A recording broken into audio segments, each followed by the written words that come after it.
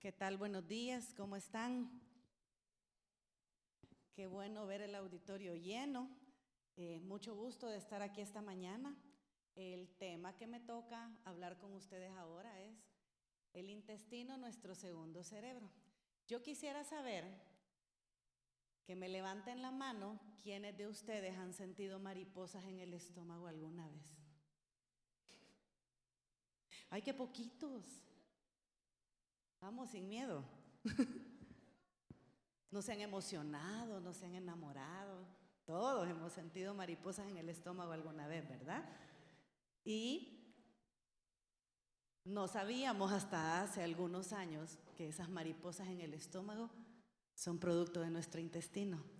Muchas de las cosas que nos pasan, muchas de nuestras emociones, nuestro estado de ánimo, muchas de las enfermedades que podemos tener en el transcurso de la vida son producto del intestino y de cómo nosotros lo vamos a cuidar o cómo nosotros en el transcurso de la vida lo descuidamos. Y por eso hablamos que el intestino es nuestro segundo cerebro. Hay mucha relación entre las funciones intestinales, el neurodesarrollo, la capacidad cognitiva, el cómo nosotros nos defendemos ante enfermedades y cómo nosotros manejamos nuestras emociones. Mucho de esto está relacionado al intestino. Entonces, ahora vemos que la gastroenterología es una rama que no solo tiene que ver con mi estómago y mi intestino. Ahora los alergólogos hablan del eje cerebro-intestino, los neumólogos hablan del eje pulmón-intestino, hay un eje hígado-intestino. Ahora hablamos que también algunos trastornos de piel tienen que ver con el intestino. Entonces, hay mucha tela que cortar, mucho de qué hablar sobre el eje cerebro-intestino. Ahora, ¿quiénes de ustedes, me van a levantar también la mano, quiénes de ustedes saben qué es la microbiota intestinal? Solo levanten la mano, no tengan miedo, no voy a llegar ahí a preguntarles qué es, no les desde examen. Pero a ver, quiero saber quiénes conocen el término de microbiota intestinal. Okay. ¿Y quiénes de ustedes conocen el término de flora intestinal? Ajá. Antes lo llamábamos flora intestinal. Ese era el término que comúnmente utilizábamos para referirnos a toda esa cantidad de microorganismos que estaban en el intestino. Pero ahora hablamos sobre microbiota intestinal. Ese es el término que ahora manejamos. Microbiota intestinal es este conjunto de microorganismos que están colonizando no solo el intestino, porque tenemos bacterias que colonizan también otros órganos como la boca, el pulmón, la piel, el sistema genitourinario. Ahí también tenemos colonias de microorganismos, pero se ha estudiado más a nivel del intestino porque ahí es donde tenemos el mayor porcentaje o la mayor cantidad de microorganismos. Ahora, la microbiota intestinal no solo son bacterias. En nuestro tracto gastrointestinal tenemos virus, tenemos arqueas, tenemos parásitos y por supuesto tenemos bacterias. Entonces, esto es importante saberlo porque a nivel de microbiota intestinal hay un equilibrio perfecto que hace que la microbiota intestinal funcione como otro órgano más del cuerpo, como los pulmones, el corazón, los riñones. La microbiota intestinal va a ejercer funciones específicas y cualquier injuria o cualquier daño o mal funcionamiento de la microbiota intestinal se va a traducir en enfermedad. Ahora, como les decía, la microbiota intestinal, si bien es cierto, el mayor porcentaje está a nivel del intestino, también lo podemos tener en otros órganos. Cerca del intestino, antes se manejaba el término que teníamos cerca de 2 kilos de bacterias en el intestino, pero ahora sabemos que no son tantas, son como de 200 a 300 gramos de peso de cada uno de ustedes que están aquí sentados, son bacterias que están en su tracto gastrointestinal. Eso es más o menos lo que pesa. Y tenemos una relación más o menos de 1:1 de los microorganismos que están en el intestino con el número de células que tienen en el cuerpo. Imagínense qué gran cantidad de microorganismos hay en el tracto gastrointestinal. Y hace 50 años la innovación en salud eran los antibióticos. Y por aquí está la doctora Lourdes Dueñas, la infectóloga. Los antibióticos eran como el boom, porque las bacterias eran malas, los antibióticos eran buenos. Ahora sabemos que no, que todas estas bacterias que nos conforman, que forman parte de nosotros, porque también estas bacterias tienen un material genético. Entonces también existe el otro término que se llama microbioma. A diferencia de la microbiota, que la microbiota son esos microorganismos, pero el microbioma son esas bacterias más su material genético que también forman parte de cada uno de nosotros. Vean qué interesante. Ahora, ¿qué funciones tiene la microbiota intestinal? Aquí solo están mencionadas quizás las más importantes, pero tiene múltiples funciones, tanto que el 70% de nuestro sistema inmunológico está a nivel del intestino. Entonces vean qué importante es cuidar nuestro tracto gastrointestinal, porque el 70% de todo ese sistema de defensa está ahí. Y esto nos va a ayudar a una de las funciones más importantes que tiene la microbiota intestinal, que es el buen funcionamiento del tubo digestivo. Actúa como una barrera contra agentes patógenos y toxinas, porque hay ciertos de estos microorganismos que producen señales que ayudan al sistema inmunológico a defenderse. También favorece la digestión y la absorción de nutrientes, porque muchos de estos pools de bacterias que hay ahí ayudan a que el intestino tenga un mejor movimiento, una mejor motilidad, es el término médico, pero es que el intestino se mueva bien, que haya una adecuada producción de gas, que no haya un exceso de fermentación a nivel colónico. A todo eso ayudan las bacterias intestinales y también el papel de defensa por el sistema inmunológico. Entonces, así como decía Hipócrates, que somos lo que comemos, ese término debe mantenerse todavía, porque así como nosotros cuidamos nuestro tracto gastrointestinal, así vamos a funcionar.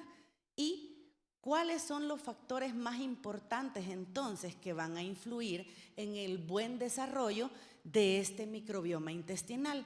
Y todo empieza en los primeros 1000 días de vida. Tenemos como personal de salud y también como familias 1000 días para hacerlo bien. ¿Y cuáles son esos primeros 1000 días de vida? El periodo de gestación y los primeros 2 años.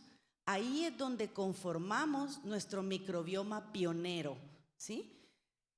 Cuando la mamá está embarazada, si esta mamá se expone a antibióticos, si esta mamá tiene enfermedades infecciosas, si esta mamá no se alimenta de forma equilibrada, si esta mamá tiene diabetes, si esta mamá tiene hipertensión, si esta mamá tiene obesidad o por el contrario tiene desnutrición, todo eso va a afectar en el desarrollo de ese bebé que se está gestando. Y antes se creía que el intestino era estéril adentro de la pancita de la mamá, pero ahora se sabe que hay cierta colonización, es pequeñita, pero existe, del bebé adentro de la pancita de la mamá, porque se han encontrado algunas bacterias en el cordón umbilical y en el líquido amniótico. Entonces, si bien es cierto, el bebé está envuelto en esta capa que lo defiende de su medio ambiente externo, hay cierta colonización y tiene mucho que ver con la salud de la mamá. Luego viene el momento del parto. En el momento del parto tenemos la colonización mayor y más importante de bacterias en el intestino. Dios lo hace todo perfecto y por eso estamos diseñados para tener a nuestros bebés por parto natural. Porque cuando el bebé nace, pasa tragando unas bacterias que se llaman lactobacillus en el canal vaginal de la mamá. Y esas bacterias hacen esa primera colonización importante y grande a nivel intestinal.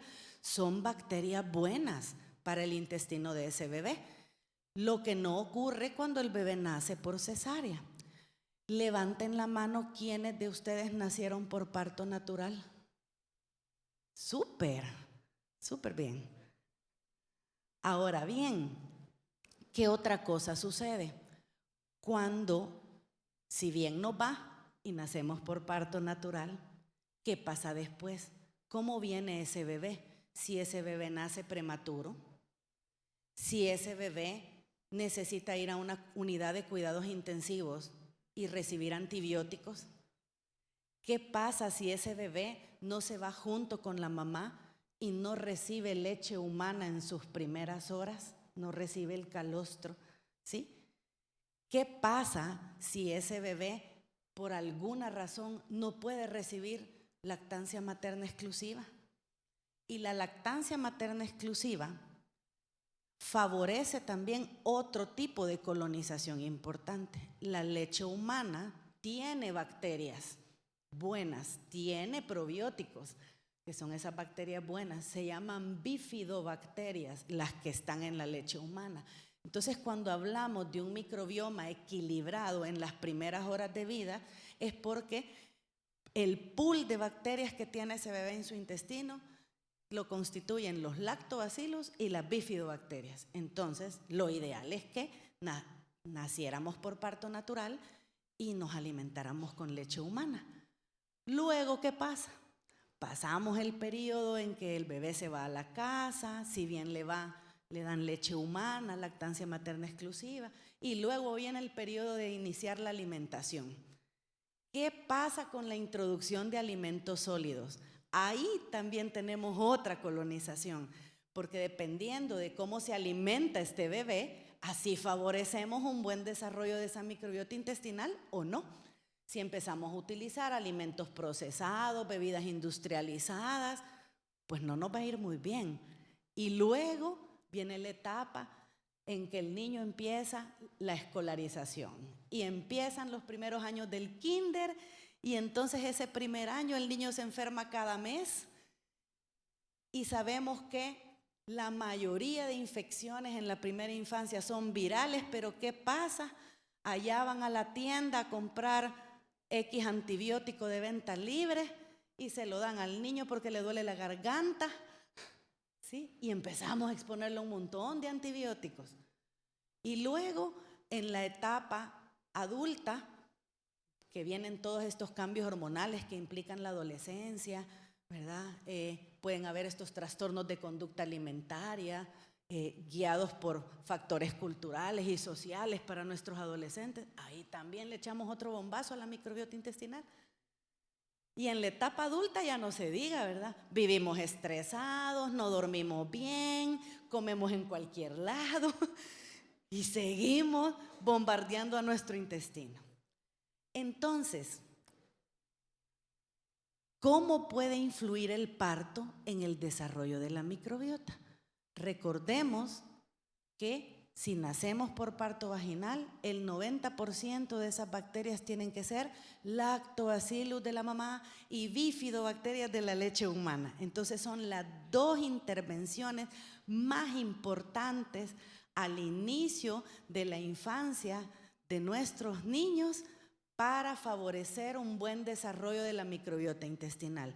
Porque el niño que nace por cesárea nace en un medio ambiente estéril.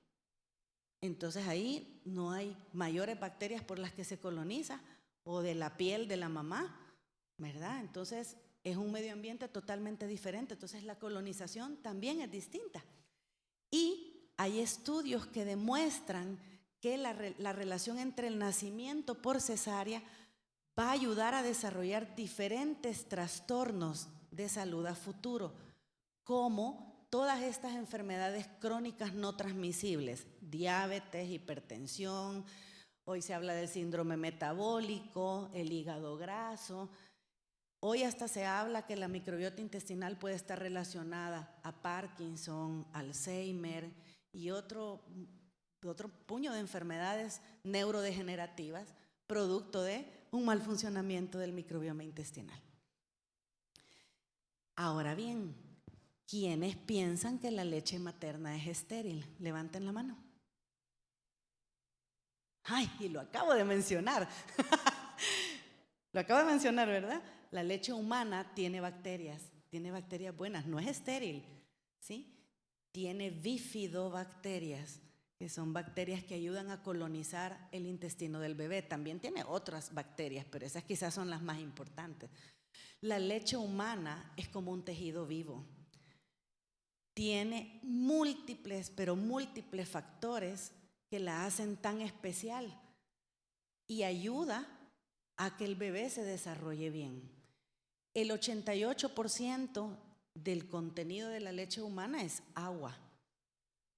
Y los 3 componentes sólidos más importantes son los carbohidratos, las grasas y las proteínas. Dentro de los carbohidratos, el más importante y el más abundante en la leche humana es la lactosa, ¿sí? Y porque a veces estamos peleados con la lactosa y creemos que es mala para los niños y empezamos a quitarles la lactosa a las mamás cuando a veces no hay una indicación, ¿sí? ¿Por qué a veces cuando un niño está pequeño decimos, no, le voy a quitar la lactosa? ¿Pero por qué? Si Dios no se equivoca. ¿Por qué el carbohidrato más abundante de la leche humana es la lactosa? Es por alguna razón, no por gusto está ahí, ¿sí? Tiene también un montón de funciones la lactosa.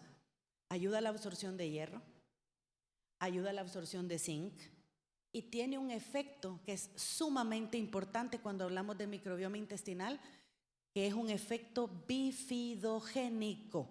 Eso en español quiere decir que favorece el crecimiento de las bifidobacterias a nivel intestinal.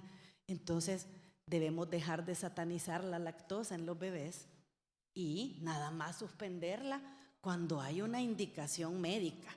No solo porque se nos ocurre que tal vez eso esté dando problemas, porque también estamos afectando el microbioma intestinal. También la leche humana tiene vitaminas, tiene minerales, tiene enzimas que favorecen la digestión, tiene hormonas, tiene factores de crecimiento intestinal. Entonces el desarrollo de las células del intestino es mucho más óptimo cuando el niño se alimenta con leche humana. Todos estos componentes no están en las fórmulas, porque la leche humana es como un tejido vivo y por eso tenemos que ser fan de la leche humana.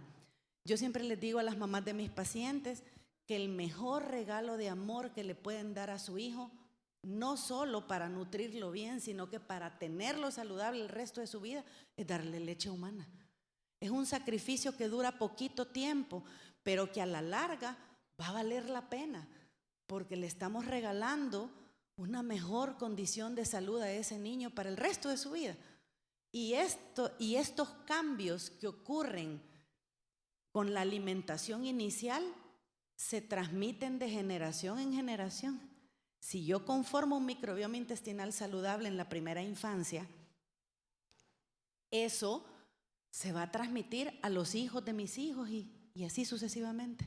Pero si yo estoy criando niños con microbiotas que funcionan mal, y cuando esa niña que tiene una microbiota que no funciona bien, que tiene hígado graso, que tiene sobrepeso, salga embarazada, este material genético lo vamos a heredar. ¿Por qué razón nosotros podemos tener una herencia de ciertas enfermedades y a veces no expresarla? Porque en algunas familias tenemos el papá hipertenso, la mamá diabética, y hay 3 hijos, y de los 3 hijos solo uno es hipertenso y diabético y los otros 2 no. ¿Por qué si viven en la misma casa, tienen el mismo papá y la misma mamá, aparentemente se han alimentado igual, pero no? Pueden haber nacido por vías distintas. Algunos pueden haber recibido leche humana, otros no. Algunos recibieron más antibióticos que otros. Y entonces algunos son más melindrosos o más selectivos para comer que los otros, ¿sí? Entonces, De esto se trata algo que se llama la epigenética. ¿Por qué razón nosotros tenemos la capacidad de expresar o silenciar genes que heredamos de nuestros padres? Y el factor que más influye en cómo yo modifico la epigenética es la nutrición. Y es el único factor que yo puedo modificar, porque yo no puedo escoger en el país en el que nací. Yo no puedo escoger los papás que me tocaron, pero sí puedo tomar decisiones con respecto a cómo voy a alimentar a mi hijo o cómo voy a alimentar a mi paciente, ¿sí? La nutrición hace que yo pueda tener estos cambios a nivel de las metilaciones del DNA y yo puedo silenciar o expresar ciertos genes. Y así yo voy creando generaciones de niños con más problemas metabólicos, niños que tienen más hígado graso, y en el Hospital Bloom vemos muchos niños con obesidad y con hígado graso, con triglicéridos altos, incluso niños menores de 12 años ya con diabetes tipo 2, pero son las generaciones que nosotros estamos creando. Nosotros lo estamos haciendo por el tipo de alimentación y por no darle la importancia al intestino desde el periodo de la concepción. Entonces, cuando hablamos de alimentación complementaria, es esta etapa cerca de los 6 meses en la que ya el niño ya no suple sus necesidades solo con la leche humana y necesita alimentos extra para nutrirse de forma adecuada. Entonces, lo recomendado es que la alimentación complementaria sea guiada por la nutricionista, por el pediatra, para que vaya explicándole a la mami qué alimentos son los que tienen que ir dando. Ahora las guías de alimentación complementaria pues van cambiando con el tiempo. Antes, cuando yo estaba chiquitita, no me daban huevo todo el primer año, no me daban pescado, me pasaron dando cereal todo un mes, después frutas, después verduras, por último, entonces la proteína me llegó hasta que tenía 10 meses, 11 meses, pero son conceptos que van cambiando con el tiempo. Ahora vemos que las pautas de alimentación complementaria son más abiertas, entonces la recomendación es que siempre se asesoren del personal adecuado para que los oriente en cuanto a cómo es la alimentación complementaria adecuada para el niño. No tenemos que satanizar ningún alimento. Si yo no tengo una carga de alergia grande en mi familia, ¿por qué voy a retrasar el inicio de ciertos alimentos que pueden ser muy nutritivos? Porque estamos pensando en problemas con gluten en este país donde no tenemos alta incidencia de enfermedad celíaca. Y estamos quitando gluten, estamos haciendo dietas de moda, quitamos lactosa, quitamos gluten, quitamos azúcares, quitamos un montón de cosas. ¿Y por qué le damos esa alimentación a los niños? ¿Por qué no les tratamos de dar una alimentación lo más natural y lo más equilibrada posible? Los niños nunca se ponen a dieta, los niños se estructuran para comer. Debe haber una estructura en el plato, siempre incorporar en los 3 tiempos de comida frutas y vegetales. ¿Por qué es tan importante este grupo de alimentos? La mitad del plato debe ser fruta o vegetal, porque las frutas y los vegetales sirven como prebióticos, es decir, sirven como alimento para las bacterias buenas del intestino.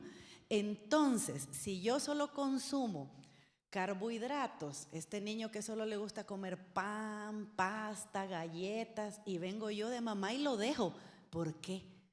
Si no lo va a decidir el niño de 2 años, para eso está el adulto en la casa, ¿sí? Entonces, y si yo solo lo dejo comer pan con queso los 3 tiempos de comida y las frutas y los vegetales, y entonces no le estoy ayudando en nada a mi intestino, ¿sí? Entonces, este grupo de alimentos es bien importante incorporarlo. Y en cuanto a alimentación complementaria, hay 5 reglas importantes para los papás y para dar recomendaciones de alimentación. Son bien fáciles. ¿Qué come el niño? ¿Dónde come? ¿Cuándo come? ¿Cómo come? ¿Y cuánto come? ¿Qué come el niño? ¿De quién es decisión? A ver, ¿de quién es decisión? De los papás. Ajá. Y entonces, ¿por qué tenemos niños con ese menú? huevito, pan con queso, leche con chocolate, yogur. Ese es el menú del niño de 2 años. Es que solo quiere comer, dicen. Entonces, ¿hay quién está fallando? Y llegan a la consulta y nos lo llevan, lo traigo porque el niño no quiere comer. Pero el problema no es el niño, ¿sí?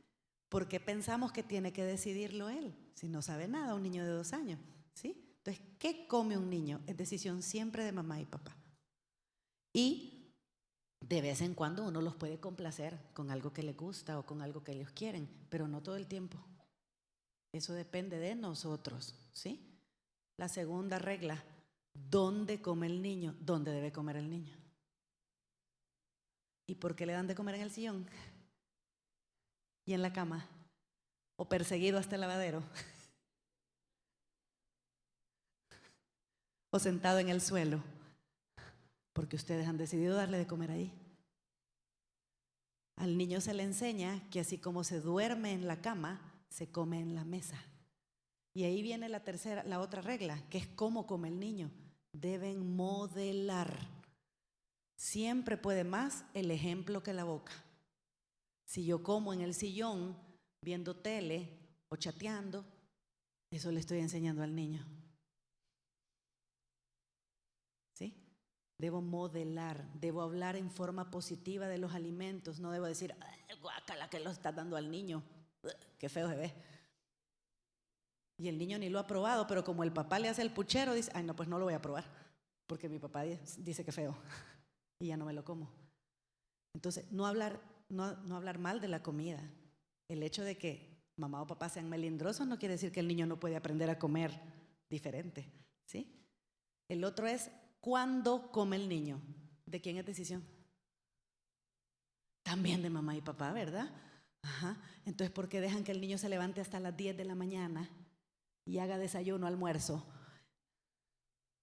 Porque no le hacen una buena rutina de sueño y dejan que el niño a la 1 de la mañana crea que son las 6 de la tarde y ande corriendo en la casa. Una buena higiene de sueño hace que yo coma bien. Entonces, si yo decido que el niño debe desayunar entre 7 y 8 de la mañana, almorzar entre 12 y 1 y cenar entre 5 y 6 de la tarde, yo me tengo que encargar que eso se cumpla. Porque los niños necesitan estructura. Si no tienen estructura, es un caso perdido la alimentación. Hace el niño lo que él quiere y come a la hora que él quiere. ¿Sí? Es que no quiere comer. Yo quiero yogur, dice el niño. Con tal que coma, le voy a dar el yogur, porque no quiso el huevito con los frijoles y el queso que yo le serví. Entonces, ¿qué mensaje le doy yo al niño?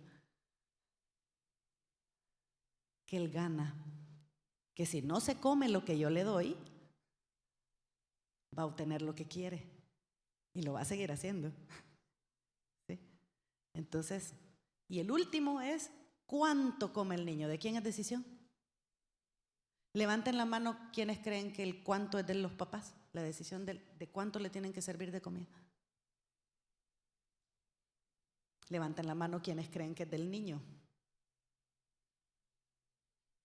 Hay que aprender a respetar las señales de hambre y saciedad y no solo respetarlas, saberlas identificar. Los niños no tienen el mismo apetito todos los días igual que ustedes. A veces ustedes llegan con una gran hambre a la casa y quieren cenar frijoles, platanitos, si es posible 2 pupusas, quesito.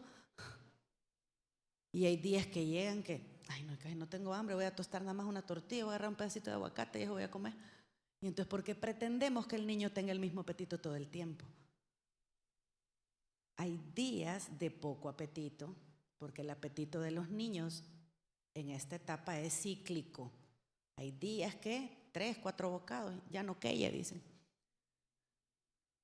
Y hay días que parecen termitas, ¿verdad? Dame más, dame más, dame más, dame más. Y las mamás quieren que todos los días sean termitas, no puede ser. O quieren las mamitas que se termine el plato que les han servido.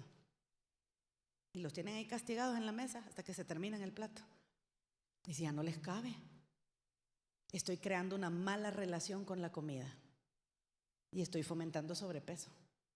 Entonces, ojo, los principios de alimentación en el momento de iniciar la alimentación complementaria son bien importantes. Ahora bien, cuando hablamos que la microbiota intestinal funciona bien, cuando hablamos de eubiosis, ¿y eso cómo se consigue? Alimentación saludable, partos naturales, leche humana, un buen sueño, actividad física, ¿sí? Y cuando hablamos de un mal funcionamiento de la microbiota intestinal, hablamos del término disbiosis, que es cuando no funciona bien. ¿Y cómo hacemos que no funcione bien? Nacimientos por cesárea, alimentación con fórmula exclusiva, uso irracional de antibióticos, uso o abuso de antibióticos, el sedentarismo, comer alimentos procesados, pasar estresados, ansiosos. Todo eso hace que nuestro intestino no funcione bien. Ahora bien, ¿qué pasa hoy cuando tuvimos esta pandemia que acabamos de tener? Todos era alcohol gel, desinfectamos todo, no dejábamos salir a los niños, no los dejábamos exponerse a su medio ambiente. Y hoy se sabe que entre más diversidad de microorganismos yo tengo a nivel del intestino, mejor funciona. Si yo tengo menos cantidad de microorganismos, no funciona de forma óptima. Por lo tanto, es bien importante la exposición al medio ambiente. Y ahora, por ejemplo, los alergólogos hablan que es mucho mejor tener una mascota antes que un niño llegue a la casa, porque hay más cantidad de microorganismos ahí a los que se va a exponer el niño. No hay que ser extremistas. No es a dejar al niño que se revuelque en la tierra todos los días, pero también hay que dejarlo ser niño. Hay que dejarlo gatear. Hay que dejarlos tocar la grama y jugar afuera de la casa. No los tengamos encerrados solo con la tablet, la televisión. No, tenemos que dejarlos ser niños. Muchos de nosotros tuvimos ese tipo de infancia, salíamos todos los días a jugar. Pero los niños ahorita no. Los niños ahorita pasan encerrados, no salen, no juegan, no se exponen a su medio ambiente. Entonces, menos diversidad de bacterias, el intestino funciona de forma inadecuada. Entonces, una microbiota diversa y equilibrada está asociada con un sistema inmune más competente. ¿Por qué? Porque hay un equilibrio a nivel del sistema inmunológico entre la respuesta alérgica y la respuesta inflamatoria. Entonces, si yo no lo dejo exponerse a su medio ambiente y tener respuesta inflamatoria, ¿qué va a predominar? Ay, es que yo no sé por qué mi niño se enferma tanto si yo ni lo saco, ni lo dejo salir a jugar y a cada rato se enferma. Microbiota intestinal. También está relacionado a asma, a trastornos neuropsiquiátricos. Entonces, esta diversidad microbiana se puede ver afectada por todos los factores que acabamos de mencionar. Y este es otro problema que tenemos de salud pública ahora, que es el sobrepeso y la obesidad. Ahora la llamamos malnutrición por exceso. ¿Qué es lo que pasa? También está relacionada con el microbioma intestinal, porque se ha visto en estudios que han hecho de personas que tienen malnutrición por exceso, les han hecho estudio de su microbioma intestinal y se ha visto que tienen menos diversidad de bacterias, comparados con personas saludables o con peso adecuado que tienen más diversidad de bacterias. Entonces, también es otro factor de riesgo no tener un microbioma intestinal saludable, el tener síndrome metabólico. También, por lo que les mencioné al inicio del eje pulmón-intestino y que no solo tenemos bacterias a nivel del tracto gastrointestinal, sino que también en el árbol respiratorio y que están relacionadas, también vemos que cuando tenemos un desequilibrio en esta microbiota intestinal vamos a tener más recurrencia de enfermedades respiratorias. ¿Cuáles entonces vienen a ser como las recomendaciones más importantes para poder cuidar la salud intestinal y por lo tanto cuidar nuestra salud inmunológica? Primero, fomentar, quizás antes de esta les diría yo, fomentar los partos naturales. Ahora, eso a veces no es decisión de la mamá, porque a veces hay condiciones obstétricas que hacen que el niño nazca por cesárea, pero en la medida de lo posible, ese paso en el canal vaginal tan crucial, hay que tratar de mantenerlo. Entonces, fomentar partos naturales, la lactancia materna exclusiva como una estrategia irreemplazable para fomentar también un microbioma intestinal saludable, luego que la alimentación complementaria sea equilibrada, sea sana, sea variada, evitar alimentos procesados y ultraprocesados más que todos los primeros 1000 días de vida. Antes de los primeros 2 años están prohibidos los jugos y prohibidos los alimentos procesados. Hay que tratar de dar alimentación lo más natural posible. Incluir frutas, vegetales, desde que introducimos los alimentos, desde que empezamos la alimentación complementaria. No utilizar antibióticos sin una prescripción médica. Ya dejemos por favor esa costumbre de ir a la tienda a comprar el antibiótico que ya ustedes están pensando, a la tienda solo por dolor de garganta, ¿verdad? Nada más cuando haya un médico que se lo indique, porque la mayoría de infecciones en los niños pequeños son virales y no requieren antibióticos. Y permitir el juego al aire libre de los niños, no los mantengamos encerrados. Si es cierto, se quedan más quietos con el electrónico y no molestan, pero eso no es un buen desarrollo de un niño, ¿verdad? Tiene que salir a jugar, tiene que exponerse al medio ambiente para que tenga un buen desarrollo. Entonces ahora se dice que el intestino es nuestro segundo cerebro. ¿Y por qué? ¿Por qué es nuestro segundo cerebro?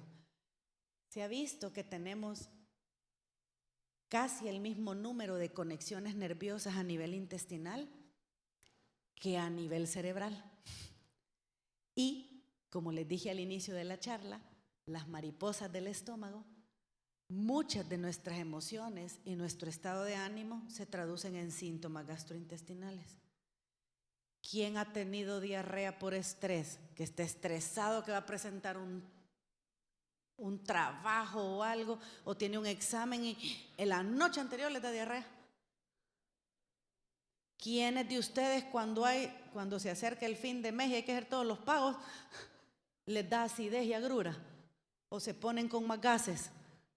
¿O se estreñen más? ¿Sí? Porque tiene que ver nuestro estado de ánimo con la función gastrointestinal. Tenemos una comunicación que llamamos bidireccional. No solo nuestras emociones se traducen en síntomas gastrointestinales, sino que también nuestros síntomas gastrointestinales van a tener consecuencias a nivel del sistema nervioso central. ¿Por qué los pacientes con síndrome de colon irritable son más mecha corta? ¿Sí o sí? Andan más estresados, son más perfeccionistas. Es por esta comunicación bidireccional que tenemos. Es bien complejo porque la microbiota intestinal también produce algunos neurotransmisores que son señalización para síntomas a nivel del sistema nervioso central. Entonces, la microbiota intestinal desempeña un papel bien fundamental en esta comunicación del cerebro con el intestino y puede comunicarse directamente o por medio de esas señalizaciones que hacen que tengamos síntomas como ansiedad, como depresión, ¿sí? También tiene que ver con el microbioma intestinal.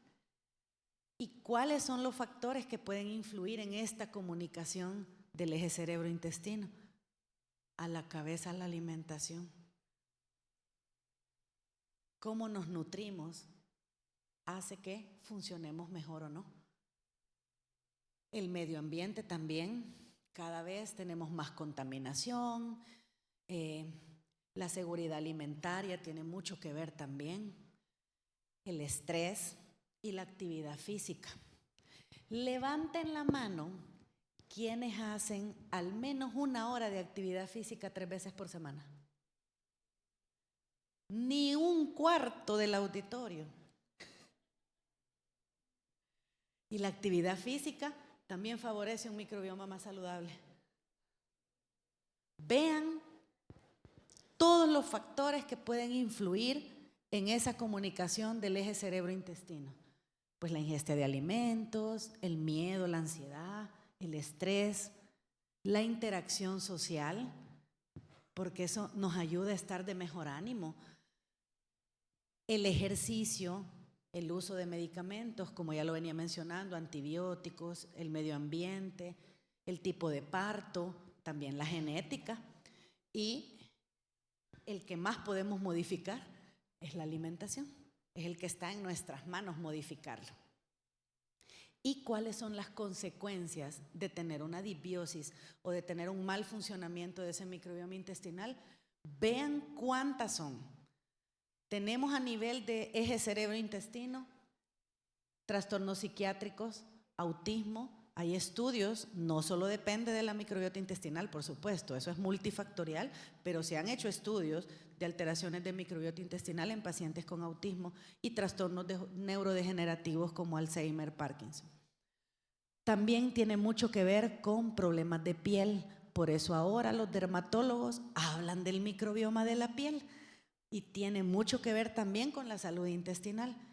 Metabolismo, como ya les hablé, obesidad, diabetes mellitus tipo 2, hipertensión, cáncer de colon, cáncer de mama, están bien relacionados a disbiosis, y ya no digamos enfermedades gastrointestinales como enfermedades inflamatorias intestinales, como colitis ulcerativa, como síndrome de intestino irritable. ¿Cuántos de aquí pueden tener intolerancia a la lactosa? No se preocupen, no lo voy a exponer.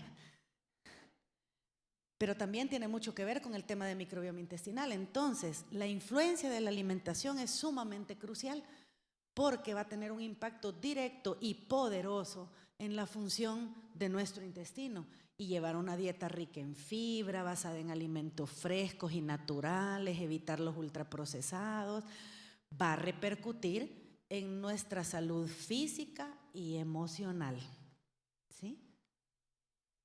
¿Cuáles son las recomendaciones entonces para mantener niveles adecuados o una salud intestinal adecuada? Brindar lactancia materna exclusiva los primeros 6 meses, incluir alimentos ricos en fibra, frutas y vegetales desde que inicia la alimentación complementaria, la mitad del plato, y nunca dejar de ofrecer variedad de alimentos.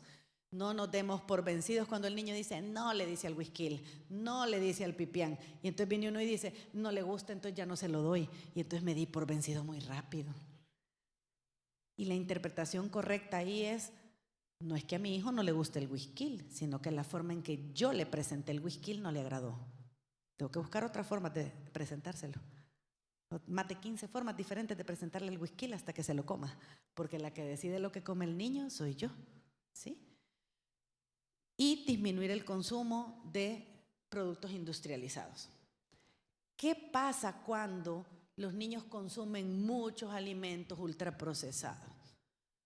Aumenta el riesgo de ansiedad, depresión, trastornos de sociabilidad. Son niños que tienen trastornos de sueño porque andan en unos niveles de azúcar terribles porque consumen mucho de este tipo de alimentos, y por supuesto alteran el equilibrio de la microbiota intestinal, y por lo tanto vamos a tener todos los factores de riesgo y las consecuencias que hemos venido mencionando.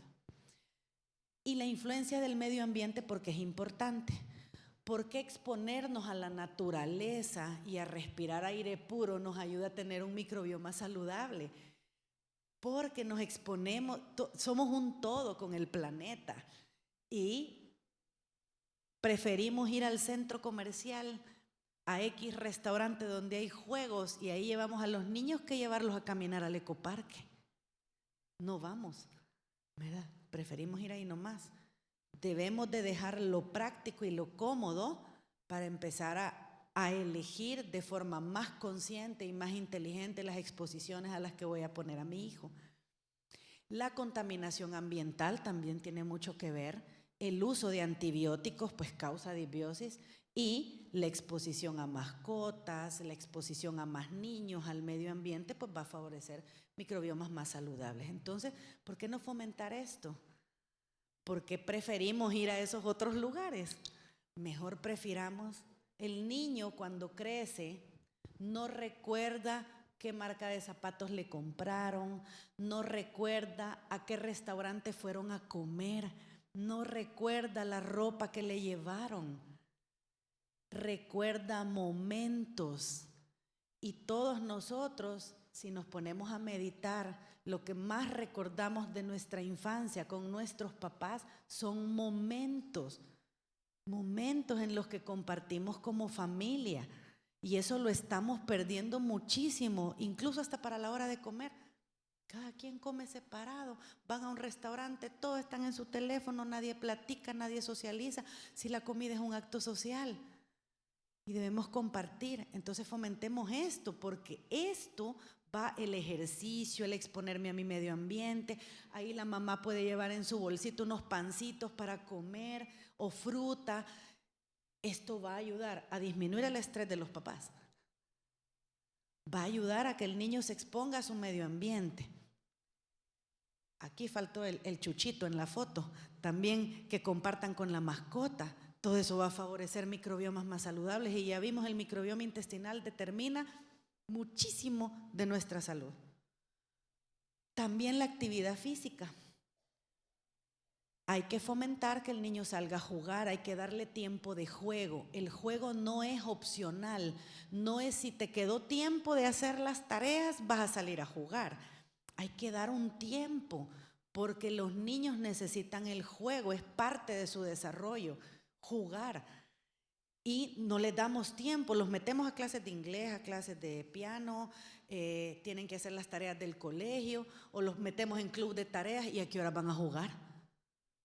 No les damos espacio de juego. Piensen en esto. Los niños, para su buen desarrollo también emocional, necesitan el juego.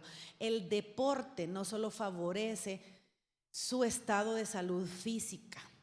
El juego ayuda a mejorar también sus emociones. Si usted mete a un niño a jugar fútbol, que es como el deporte que más jugamos aquí en el país, el niño aprende a compartir, aprende a socializar, aprende a lidiar con la frustración, se vuelve competitivo.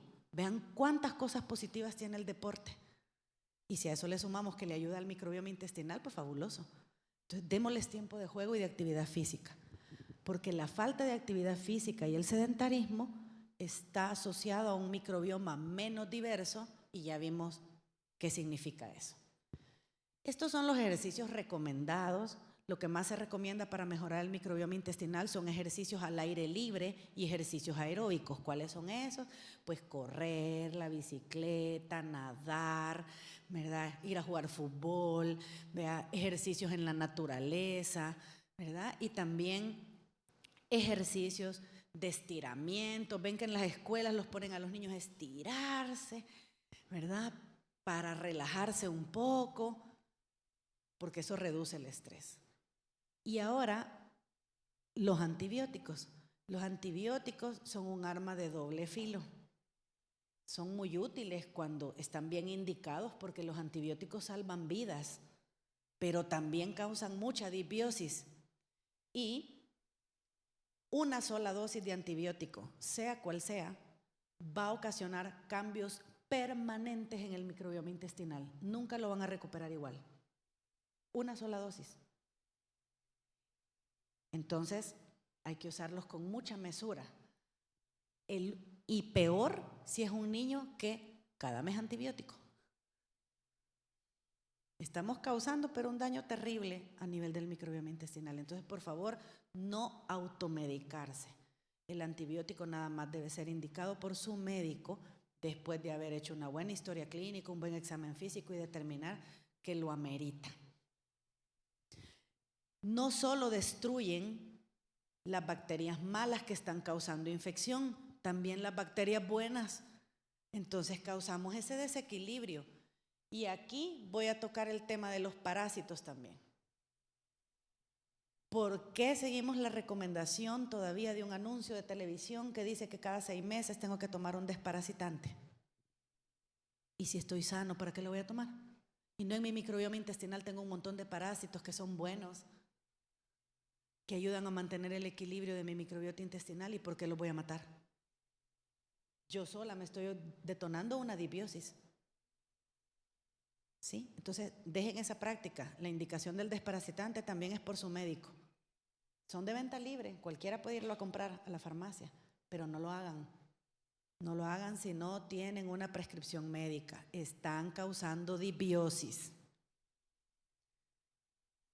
El tratamiento con antibióticos se asocia con aumento a la susceptibilidad a varias enfermedades, todas las que están relacionadas con disbiosis, todas las enfermedades metabólicas, enfermedades digestivas y también enfermedades alérgicas.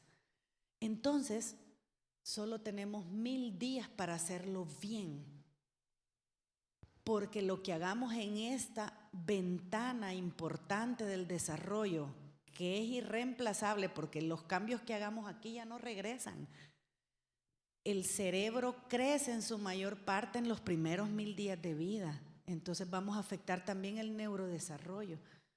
Todas esas intervenciones que nosotros podemos hacer en esta ventana sensible e importante va a determinar cómo nosotros respondemos a las enfermedades, qué enfermedades crónicas o metabólicas vamos a tener y cómo funcionamos también a nivel emocional. No solo somos seres que debemos de cuidar la parte física, sino también la parte emocional, porque eso determina un buen funcionamiento de nosotros a nivel laboral, a nivel personal, a nivel de nuestras relaciones con las demás personas.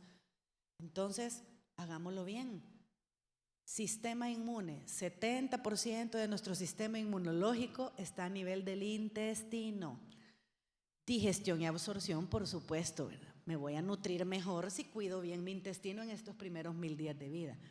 La salud metabólica, porque voy a disminuir el riesgo de padecer todas estas enfermedades crónicas no transmisibles, y el neurodesarrollo. También se va a afectar si yo no hago buenas intervenciones en este periodo crucial, que son los primeros 1000 días de vida. Entonces, una microbiota equilibrada en la primera infancia va a proteger contra enfermedades alérgicas, inmunológicas y metabólicas. También favorece un desarrollo cognitivo adecuado y contribuye a una mejor respuesta inmunológica, como yo me defiendo contra las enfermedades.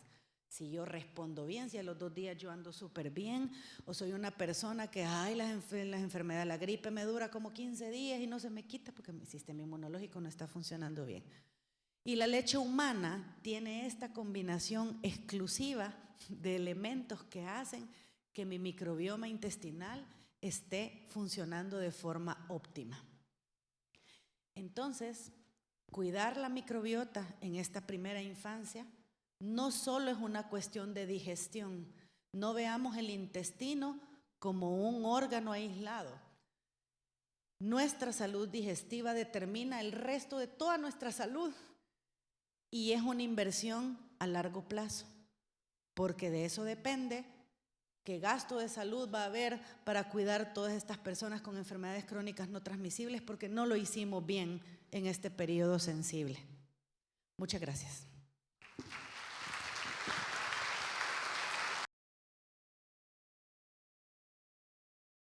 Iniciamos con algunas de las consultas que han llegado hasta acá.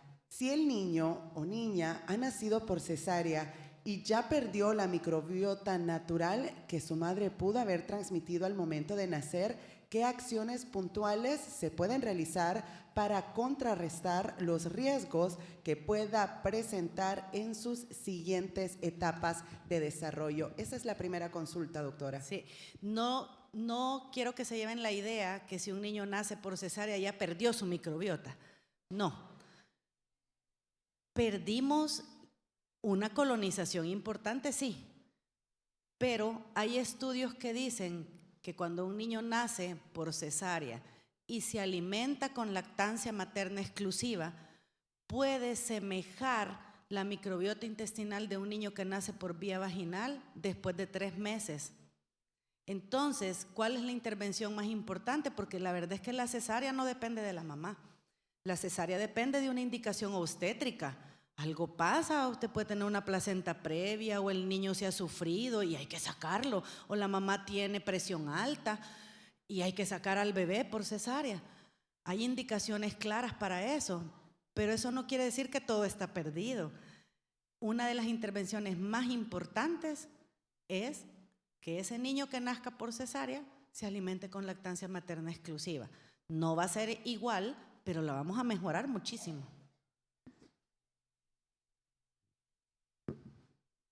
En la siguiente consulta preguntan, ¿qué consejos nos puede brindar para mejorar y mantener una microbiota sana en niños y niñas menores de 5 años? Vaya, si ya pasó el periodo del parto y ya pasó el periodo de lactancia, ya tengo un niño en etapa preescolar, es la alimentación saludable. No piensen que a este niño, para que tenga una microbiota saludable, le tengo que dar productos industrializados de probióticos. No. La microbiota intestinal saludable se va a formar mejor con una alimentación saludable, porque si yo incorporo todas esas frutas y todos esos vegetales, las bacterias que van a tener mejor crecimiento, los microorganismos que van a desarrollarse mejor, van a ser microorganismos benéficos, no microorganismos que produzcan enfermedad. Ahora, en nuestro microbioma intestinal no solo hay bacterias malas ni solo bacterias buenas. Hay un pool de bacterias buenas y pool de bacterias malas, pero viven en equilibrio. Ahí están las malas, como en una colonia que hay algún vecino ahí molestosillo, pero ahí está tranquilo, no molesta. Así en el microbioma intestinal. Pero viene algo y lo desequilibra y viene la enfermedad, ¿sí? Entonces, hay también microorganismos que son aparentemente buenos, pero que si las condiciones lo favorecen, producen también enfermedad, ¿sí? Entonces, la estrategia más importante es una dieta equilibrada, es una alimentación que incorpore frutas y vegetales en los 3 tiempos de comida, y esa es decisión de mamá y papá.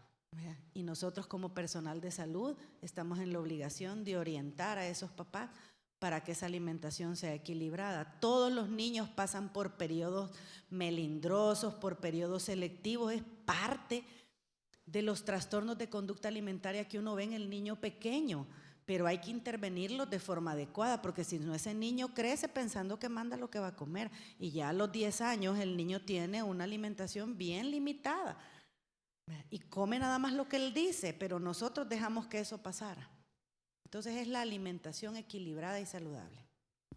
En la siguiente consulta preguntan, en el caso que un pediatra suspende la lactosa a un bebé por intolerancia, ¿qué es lo recomendable? Y también consulta, ¿a qué edad es recomendable darle agua a un bebé? Algunos pediatras dicen que a los 6 meses y otros dicen que recién nacidos. ¿Qué es lo correcto? Bien, si un pediatra ha diagnosticado una intolerancia a la lactosa que en el niño es molesta, o sea, cuando un niño está con sintomatología franca, molesta, se sopla mucho, hace diarrea explosiva y ácida, se irrita de la colita por el tema de una intolerancia a la lactosa, pues sí, está indicado suspenderlo de la dieta de la mamá, pero de forma transitoria. Después de los 6 o los 7 meses, ese pediatra tiene que evaluar reintroducir la lactosa de la dieta, pero a veces pasa que se quita la lactosa en este periodo donde el bebé, por la misma inmadurez gastrointestinal, no tiene suficiente lactasa para digerir la lactosa de la leche y lo tienen que quitar. El niño se queda con esa restricción de lactosa, llegan a los 2, 3, 4, 5 años y no, es que mi niño es intolerante a la lactosa. ¿Y desde cuándo? Desde que era bebé. Entonces, nunca reté, nunca empecé a estimular ese intestino otra vez con lactosa. Todos los bebés tienen la capacidad de digerir lactosa en algún momento de la lactancia. Entonces, la indicación es que si hay sintomatología muy molesta que hace que el niño esté con disconfort, que esté molesto, no duerma bien, pues sí la tienen que quitar, pero de forma transitoria. No se emocionen dejando la dieta sin lactosa todo el tiempo, por lo que acabamos de mencionar en la charla. La indicación de dar agua. Si el bebé está alimentado con lactancia materna exclusiva, no necesita otro líquido más. El agua no tiene calorías, no tiene elementos nutricionales, no tiene factores de crecimiento, no tiene enzimas, no tiene probióticos. Entonces, ¿por qué le voy a dar agua a un bebé que está con lactancia materna exclusiva si no lo necesita. Si la mamá tiene una buena producción de leche, no necesita tomar agua extra. Entonces la recomendación para dar agua pura es cuando se inicia la alimentación complementaria, a partir de los 6 meses. En la siguiente consulta preguntan, ¿por qué hay casos en el que bebés al nacer resultan alérgicos o rechazan la leche materna? ¿Tiene que ver la microbiota de la mamá? Bien, no existe la alergia a la leche materna. Eso no existe. Existe un término que se llama alergia a la proteína de leche de vaca, ¿sí?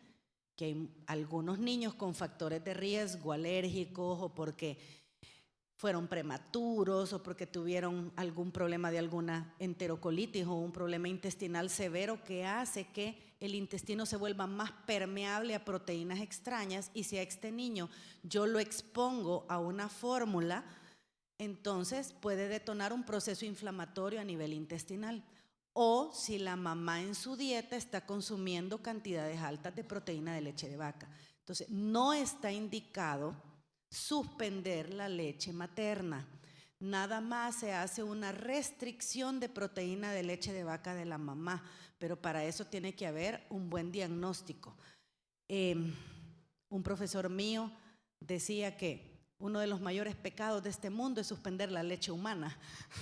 Y es cierto, no hay indicaciones, pero sumamente raras para suspenderla, pero una alergia a proteína de leche de vaca no es una indicación para suspenderla. Perfectamente se puede manejar un niño con alergia a proteína de leche de vaca con lactancia materna exclusiva. Y no es lo mismo la intolerancia a la lactosa. La lactosa es el azúcar de la leche, no la proteína. La intolerancia a lactosa ocasiona fermentación en el colon y evacuaciones ácidas. La alergia a proteína de leche de vaca tiene otras manifestaciones, no solo intestinales, también respiratorias, en piel, muy diferentes a la intolerancia a la lactosa. Entonces, primero tiene que haber un buen diagnóstico. Segundo, no suspender la leche humana, sino que solo se hace una buena dieta de exclusión a la mamá. Gracias a quienes están participando y nos hacen llegar sus consultas. La siguiente dice, ¿cómo puede afectar el estado de ánimo de una madre lactante a un bebé? ¿Es posible? Sí, el estado de ánimo de la mamá, digamos una mamá que sufre depresión posparto, que es algo que con frecuencia podemos ver, ese estado de ánimo de la mamá puede detonar incluso episodios de más trastornos digestivos funcionales en el bebé. Estos trastornos digestivos funcionales me refiero a más cólico, porque el llanto del bebé es una expresión de él cuando hay algún disconfort, y cuando hay una mala relación bebé-mamá, porque la mamá está muy tensa, no tiene a veces familiares que la apoyen o está viviendo una situación complicada o difícil, eso se puede traducir en disconfort para el bebé, claro que sí. La siguiente consulta dice, ¿qué tipo de exámenes se pueden realizar para diagnosticar una microbiota enferma? No hay un examen para saber si yo tengo una microbiota saludable o enferma. Y les voy a decir algo, todos tenemos disbiosis, todos desde que nacemos. Nadie tiene un microbioma intestinal perfecto. El microbioma intestinal es como su huella digital. Todos tenemos un microbioma diferente. Entonces no podemos hablar que este es perfecto y este es imperfecto, porque no existe. Lo que tenemos que fomentar es que mi microbioma, que tiene mis características propias, funcione mejor y sea más saludable. En la siguiente consulta preguntan, si bien es cierto, hay que dar lactosa a los niños, pero los quesos son procesados. Entonces, ¿qué pasa con los quesos? Bien, la indicación de dar derivados lácteos es a partir de los 9 o 10 meses. Antes de esa etapa no damos derivados lácteos. Y son derivados lácteos, no leche entera. Y no son todos los derivados lácteos. No vamos a dar un queso procesado antes de los primeros 2 años de vida, ¿verdad? Pero sí está indicado poder dar derivados lácteos como el yogur, como el requesón, como el queso fresco. Toda vez la recomendación sea que sea pasteurizado. ¿verdad? No del artesanal por el riesgo de infecciones para un bebé, pero se puede dar a partir de los 9-10 meses si no hay una contraindicación médica para hacerlo. Ahora, leche entera, por favor, no. Eso antes del primer año no. La siguiente consulta dice, ¿qué piensa del uso de antibiótico en niños que nacen con estreptococo grupo B? ¿Sigue siendo indicación o en qué casos? Bien, cuando el niño nace con este riesgo, recordemos que el recién nacido funciona diferente a un niño más grande, y cuando hay un riesgo de sepsis o una infección severa en el bebé, siempre prevalece el salvar la vida. La sepsis mata a los bebés. Entonces, si el niño está colonizado y hay indicación de dar antibióticos, pues hay que ponerlo. ¿Y qué vamos a hacer? ¿Verdad? Si yo tengo una infección que me va a afectar mi vida, me tengo que tomar el antibiótico. Lo que tengo que hacer es que este bebé tengo que darle bastante leche materna. La siguiente consulta dice, ¿los medicamentos naturales como té, plantas u otros afectan o son recomendables en algunos padecimientos? Por ejemplo, tos, diarrea, etcétera. Las infusiones y los tés están contraindicados en los primeros 2 años de vida. Entonces, evitemos estas infusiones. Hay algunas infusiones que hasta se han hecho estudios que pueden ser tóxicos hasta para el hígado, y no las voy a mencionar, pero hay algunos tés que pues están contraindicados porque pueden ocasionar mayor daño. Realmente eso no tiene mayor indicación para darlo en la primera infancia, los tés ni las infusiones. Lo que hay que fomentar es una alimentación equilibrada y saludable. La siguiente consulta, ¿los yogurt con probióticos son adecuados para los niños? Bien, el yogur se puede dar a partir de los 9-10 meses. Ahora, con respecto a la microbiota intestinal, el tipo de probióticos que tiene el yogur lo hace que se considere un alimento funcional. Los alimentos funcionales son estos que, aparte de sus características nutricionales, me dan un plus, me dan como un beneficio extra. Ahora bien, no quiere decir que para tener un microbioma saludable tengo que comerme 3 yogur todos los días, ¿verdad? Tampoco. O si yo tengo diarrea y tengo que tomar yogur, démosle yogur a este niño con diarrea porque tiene probióticos. No. Los probióticos son cepa específica. ¿Eso qué quiere decir? Que hay cepas o tipos de bacterias indicados para tratar diarrea. Hay cepas de bacterias indicadas para tratar problemas de piel. Hay cepas de bacterias indicadas para el intestino irritable. Hay cepas indicadas para enfermedad de Crohn y colitis ulcerativa. Hay cepas indicadas para trastornos geniturinarios. Entonces, el término probiótico es un término bien general. Es como decir chucho. Yo no sé si ese chucho es un chihuahua, un french, un pitbull o un pastor alemán. Yo no sé para qué me va a servir. Entonces, hay que tener cuidado en no abusar de estarme medicando o estar tomando probióticos a la loca. No se trata de eso. Porque ustedes no saben si lo que están ingiriendo va a venir a afectar su microbiota, el equilibrio que ya tienen, va a venir a colonizar de forma inadecuada, va a venir a competir con las bacterias buenas que usted ya tiene o las va a venir a ayudar. Entonces, hay que tener un poquito de cuidado con eso, ¿vean? No piensen que como dice probiótico me va a servir para todo lo que la doctora dijo en la charla. No. Hay cepas estudiadas para cada enfermedad y los médicos conocemos cuáles son esos estudios, y por eso yo sé qué probiótico le voy a dar a usted si viene conmigo porque le ha dado una diarrea por antibiótico.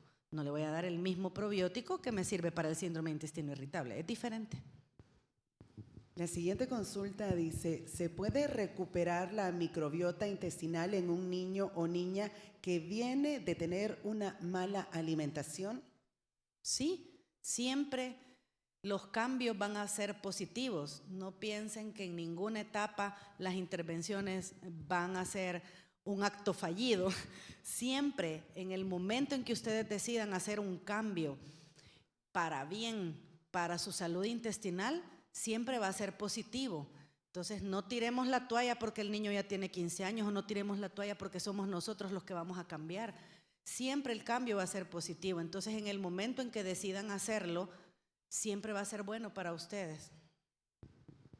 Por cuestiones de tiempo tenemos una pregunta más, pero quiero aclararles a todos los que nos han hecho llegar sus preguntas, es que estas serán contestadas y van a encontrar también la respuesta a través de las redes de Creciendo Juntos, y posteriormente también habrá una entrevista donde estaremos brindándole toda la información y la respuesta a través de las redes de Crecer Juntos. La última pregunta dice, ¿por qué los bebés recién nacidos sufren mucho de cólicos si está bien emocionalmente como madre? Bien, el cólico infantil es una entidad multifactorial. El cólico infantil tiene que ver con la inmadurez de las enzimas digestivas, tiene que ver con la inmadurez de la motilidad intestinal, el intestino no se mueve bien, tiene que ver con el ambiente familiar, tiene que ver con el tipo de alimentación que yo tengo, tiene que ver con la relación que tengo con la familia que me cuida. Entonces el cólico infantil es una entidad que decíamos benigna, pero que sí se ha relacionado con disbiosis y que puede tener consecuencias. Se ha visto que niños que han tenido mucho cólico infantil a veces son los que vienen a tener síndrome de intestino irritable en la etapa adulta, pero es multifactorial, no es un solo factor el que causa el cólico infantil, son muchos factores alrededor de este, y el pico de llanto ocurre entre los 2 y los 3 meses.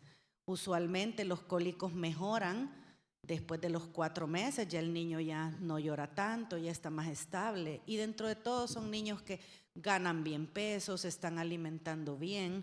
Entonces cuando hay un niño con un cólico infantil, lo indicado es llevarlo con el pediatra para que el pediatra lo examine, haga una buena historia clínica y vea si realmente es solo un cólico o hay algo más que está molestando a ese bebé.